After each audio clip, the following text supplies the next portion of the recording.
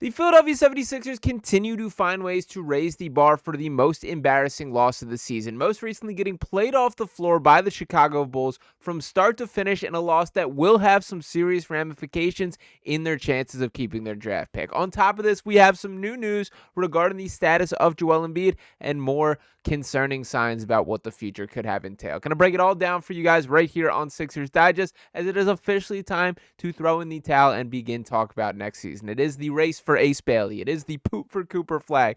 Capture the flag. However you want to put it, that is the mode that we are in. And based on the Sixers team we're seeing on the floor, that is the mode that they are in as well. So I'm going to get into everything. Before I dive into it, do want to remind you guys, make sure you are smashing that subscribe button. That at this point in time, 71% of you guys tuning in these videos have not subscribed to us here on Sixers Digest just yet. We want to keep this Sixers Digest family growing as large as possible. We can get through this together and want each and every one of you guys to be a part of the journey right along with us. So to get into tonight's game, start with the box score here, that a 142-110 loss at the hands of the Chicago Bulls. By the way, without Nikola Vucevic and just a straight-up bad team in general here. But to highlight exactly what went wrong for this Sixers team, it's just about everything. You can see the stats laid out there. Nobody really having a particularly good game here. The leading scorer on the game was tied between Kelly Oubre and Paul George, each with 19. But what I want to point out specifically is the defense, that the Bulls jumped out to 39 points in the first quarter. This one game after allowing 40 points in the first quarter to the Brooklyn Nets. Then they poured it on for 36 in the second, 40 points in the third quarter. The Sixers were outscored 40-18 in the third quarter.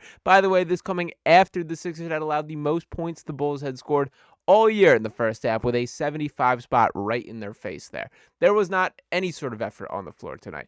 This is a team that has thrown in the towel more than any of us as a fan base could be while watching them here. They do not care, and they are not good enough, and it is time to shut it down. Somehow, of all people, Stephen A. Smith seeming to be the voice of reason, as he's recently stated, quote, "Lose. Sit Joel Embiid for the rest of the season. Sit Paul George while you're at it, and just be done with it and prepare for the next three seasons, because this season is a joke." And he is right about this. I don't know how much more evidence that you could need to see about this being such a joke. And by the way, to reflect on our wonderful leader, Daryl Morey here, who just a couple weeks ago at this point, said, "I know you have to squint a little, but we feel like this team can still win the championship." Since he has said that quote, the Sixers are 0-7. They have not won a game since before the trade deadline. They have not won a game since before the Eagles won a Super Bowl. That's the status of the Sixers franchise. If they were to win out every single game for the remainder of the year, they're still going to have the worst record of any season of Joel Embiid's career.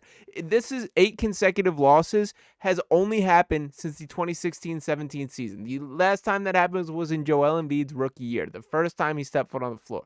This is straight up embarrassing stuff. And by the way, going down where a night like tonight, Tyrese Maxey was there. Paul George was there. I understand the Joel Embiid conversation. I'm about to hit on that in a second. But the reality is this Sixers team has too many good players to be this bad. Now, I'm not going to be in here, digging in and figuring out exactly why that is the case. I do think the goals for this season are completely out the window, that all focus should be on evaluation and development of young players, of guys, figuring out who can be a long-term piece of this franchise. They don't need to fix it for this year.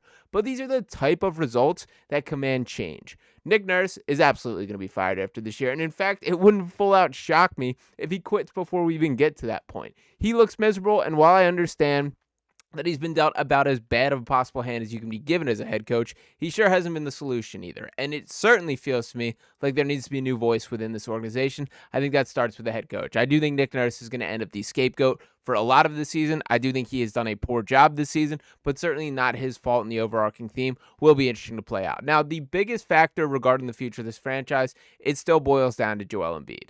What really frustrated me today leading up to this game, it wasn't until pretty shortly before the game started that he was officially ruled out. That obviously we saw what happened in that Brooklyn Nets game with Embiid being benched in the fourth quarter, him clearly not looking like himself, nor has he from start to finish this season. And finally, we got a little update from Shams Charania here, who tweeted, "Sources, initially 76ers and Joel Embiid are exploring options such as surgery for the knee injury." And then he quote tweets that later today, saying Joel Embiid has been ruled out for tonight against the Chicago Bulls, as he and the 76ers consult with doctors and collaborate with specialists after he completed new imaging today. So Nick Nurse spoke a little bit pregame, speaking about how that imaging that they saw at the beginning of it of the beginning of the day was what ruled him out for today's game. They're still doing tests, they're still doing evaluation and trying to find the best path. What should be absolutely locked in stone is that was the last time Joel Embiid plays a basketball game this year. There's no upside whatsoever to him returning to the floor. And whatever the case is, whatever the root of that issue is, you got to find a way to find it right now. Is there a world where Joel Embiid just never bounces back and this is just it for him? That's unfortunately a possibility, but you can't accept that until you go through every single option here. We know this has been an internal battle with his body really throughout his career. Let's not forget that these injury issues, and I've seen a lot of kind of the pushing. I get it's easy. This is the kick Joel Embiid while he's down time, but I have a lot of sympathy for the guy for a lot of different reasons here. I'm not saying he's perfect. He has his flaws, both as a basketball player, as the way that he's handled situations, all these type of things. But I do think it's kind of lame when you go down the actual list of injuries that he's dealt with to really assign him that much blame. I've never seen a dude break his face as much as Joel Embiid has. I've never seen these random injuries that have happened to him throughout the duration of his career impact a guy at the rate that it has been him. Now, granted, sure, there is fair critiques about the management of his body, the work that he's put in. If there is anything that you could speculate, certainly early on in his career, I think those carry a little bit more weight. But the reality is the damage is done at this point, that it does us no good in any direction to just be complaining or hammering down on the guy. This is the reality of the situation. What is clear here, and what I'm getting a sense, trying to read in and ask around a little bit within the organization here, what the situation seems to be and kind of why there's been this like separation in the actual outlook from start to finish. Joel Embiid basically knew he needed surgery. He knew this at the start of the season. We knew that he didn't play at the start of the season in this ramp-up process here. That is what Embiid decided, that he believed that's what he needed to fix himself. The problem is there is not this clear surgery that is just to fix the issue. There is not this set injury here. This is not a repair procedure. This is something that you're kind of starting to clean up and just try and figure out with his knee here. And in a lot of these, you don't even fully know what you're dealing with until you cut it open and see what you're working with. For a lot of meniscus surgeries, and this has certainly been the case with Joel even as recently as last year, you go in there knowing what the injury is, but not knowing what the full repair can be until you can full out see it. That either is a repair or that is just kind of scraping away. And for Joel Embiid specifically, he is the victim of all those scrapes away and obviously kind of paying the price now at this point. Now, from the Sixers' direction here, they clearly have bought into this game plan of we need to delay surgery unless it's absolutely necessary. That we want to try some of these quote-unquote lower risk tactics has been a phrase that has been thrown around a lot by the organization. And by that, they mean things like cortisone shots, like going through rehab, like strengthening muscles around the knee in an effort to take some of the wear and tear off it. Those are all tactics that make sense in certain situations. There's no doubt about it. And obviously, the best case scenario is if you can avoid surgery, you do. We also got to be pretty honest in what the results are here. And what they have been for Joel Embiid this season is pretty much non-existent. When you watched him step foot on the floor for the start of this year, even when he first returned to the floor this year, there were still the flashes of the old version of Joel Embiid, the way that he moved. Look at him playing lately. Look at him in that Nets game. Look at him in the past few games, really. It's not the Joel Embiid version that we come to expect. It's worse than any of us could have imagined. And that mobility is a huge concern, man. I'm not worried about the shooting touch. I'm not worried about the basketball IQ, the feel for the game. Those are things that will return in time.